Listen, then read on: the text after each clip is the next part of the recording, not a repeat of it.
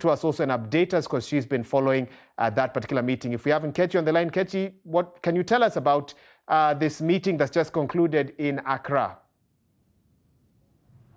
Well, Wahiga, what we do know is that the generals have concluded their plans. They have not made it public as to what these plans would be. The purpose of the meeting was to plan a possible military intervention in Niger following the various diplomatic efforts that have failed in negotiations with ECOWAS and different international bodies as well with the military junta. And so we would just wait to see what these plans are, probably when a communique would be read before the end of today. And Kechi, there's a question of whether ECOWAS would seem to be losing some sort of credibility when they keep having meetings like this, but the communiques at the end of the meeting do not give a sense really of what the way forward is. As you speak to Nigerians, and of course as you cover some of this, is that feeling being felt by some?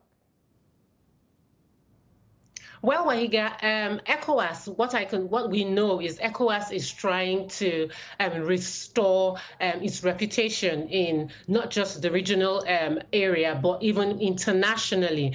ECOWAS has been seen to be weak following the coups that have happened in Mali and Burkina Faso and Guinea, despite several sanctions. And so ECOWAS is probably being more careful this time, although it had said a military intervention would be a last resort if all diplomatic and political talks fail. But we want to believe that ECOWAS is still trying to explore other diplomatic angles before finally a possible military intervention would happen. The ECOWAS chair, President Bola Tinubu, had said that ECOWAS was no longer in support of coups, and we believe they want to use Niger as a possible example moving forward.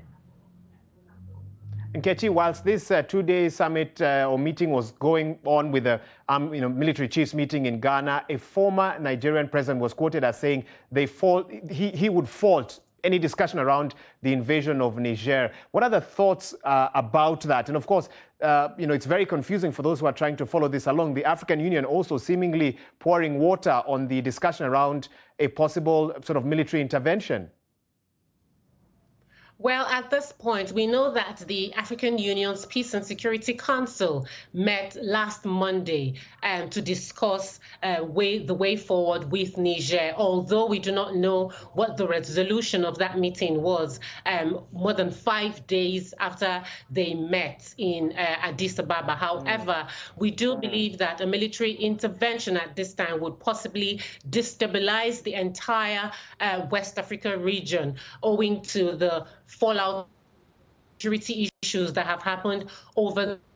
There is a lot of displaced persons. There are also those who have been thrown into a humanitarian crisis. They've lost their livelihoods. Many have become refugees. Aid agencies say, Mercy Corps to be precise, says about 4.3 million people are in need of humanitarian assistance in Niger alone. So, Wahiga, this just paints a broader picture of what a possible military intervention would look like should ECOWAS decide to toe that route.